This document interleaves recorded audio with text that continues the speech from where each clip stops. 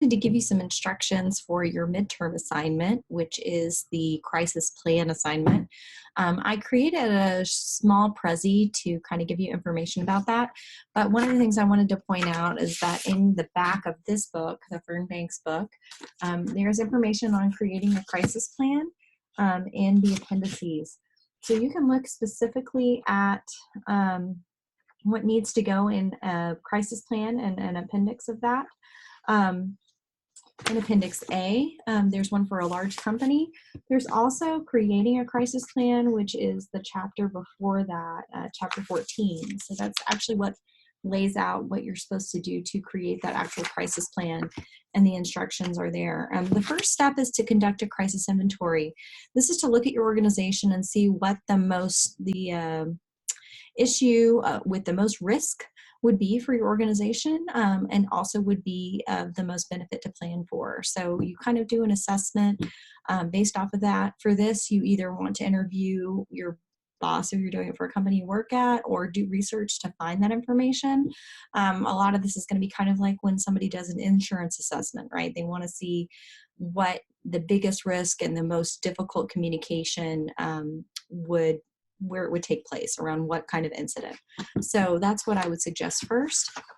And the next thing that I want you to do is kind of think about the crisis plan. The crisis plan, as we have it, has a number of components. I'm just going to walk through those really quick with you. Like I said, you're going to look at chapter 14, which in your Fearn-Banks book, this begins on page 354. And you're going to do that crisis inventory like I talk about. And then you want to add those 21 components of a crisis plan. And so when you develop that, you're going to have a number of elements. One of the things I suggest to students is that they look at this list and they check these things off. And if the things, spill on to one page, don't start on that second page. Don't have, multiple things on that page. So and try to, some things are going to be more than one page. Some things are going to be just one page. But, don't start a new item on a page that you already have a previous item on. So, at minimum, most likely you're going to have around 21 items. And so I'm going to walk you through each one of those at this point. So like I said, you want the different components of the crisis communication plan. First of all, you want a cover page. You want to say, first of all, on the cover page, what the organization is, maybe who prepared the plan, so that would be you, the date that the plan was prepared, and then any other information people might want to know, like maybe this is the first version of it, or it's a second version of it, or something like that. So that should go on the cover page. That should stand by itself. Secondly, you want to have kind of a page or a paragraph on a page that gives you information about the organization. So just a brief introduction. Sometimes people include a mission statement here. The next thing you want to have is acknowledgments, and this is acknowledgments of, first of all, who prepared the plan or who was consulted in the preparation of the plan. The next thing you want to have are rehearsal dates. So if you want people to rehearse this twice a year, you should pick specific dates or times of the month. So say, either in September or October, sometime between September 15th and October 15th, or give a specific date. So the 1st of October every year. So the next thing you want to have is the purpose and objective. So the purpose of the plan and the objective of the plan, and usually this is the list. You can see an example, like I said, in the appendices of your textbook. The next thing you want is a list of key publics, and identifying the publics, both internal and external.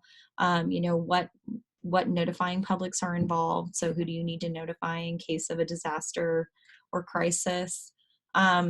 Then you need to identify the names and the contact information of the crisis communication team. So depending on your organization, this could be 3 people.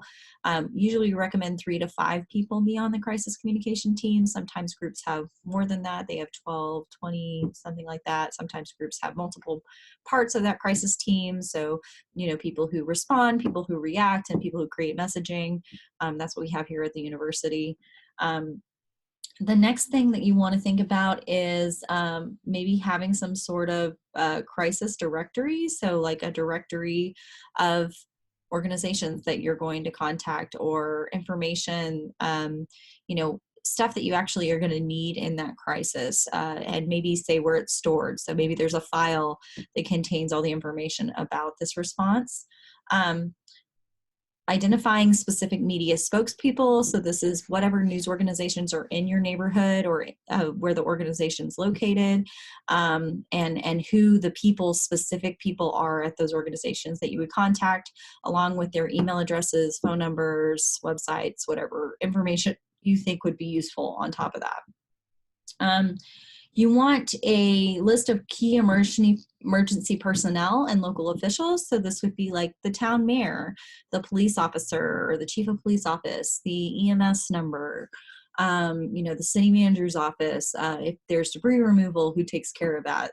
Depending on what the crisis is that you decide to write the plan for, just think through what contact information would need to be there for that. A list of key media that you might interact with, spokespersons for related organizations. So a really good example of this is if you're a school and the school is next to a church and a restaurant, you want to have contact information for the person at the church and the restaurant as well. That would be spokespeople for related organizations, or maybe if it's a school, other schools in the area, or the central office for the district, something like that. Crisis Communication Control Center, usually that's going to be off-site, so picking a control center and information, sometimes people include a map of where that is if it's difficult for people to find. This might be like if there is a fire in the school, where do you locate the kids to? So for example, here in Boone, Hardin Park Elementary School is right next to the Boone United Methodist Church. If there was a fire at Hardin Park Elementary School, say we chose Boone United Methodist Church as our relocation location, we want to give people information about where to find that. The next thing that is important is, a list of equipment and supplies, so things that you might need, like a computer, water bottle, extra batteries, those specific things. Pre-gathered information. So usually this includes some sort of press release. You might include social media messages. You can see several examples of that also in our As You Learn site and on the crisis plans that are listed in the back of the textbook as well. And then, key messages. So are there specific things that you want to get across in a certain situation? If it's involving sexual harassment, what are some things that your organization would want to say right off the bat to set the record straight? Say it early, say it sincerely, be very careful and concise with what you say. And so that's something you'd want to think about. The next thing is a website. What website or web page will be updated? And when you update the website, what information will you put up there? Where will people need to go to get this information? Blogs and social media, links to all those accounts. Sometimes people also include social media passwords here, or one universal password if that's important.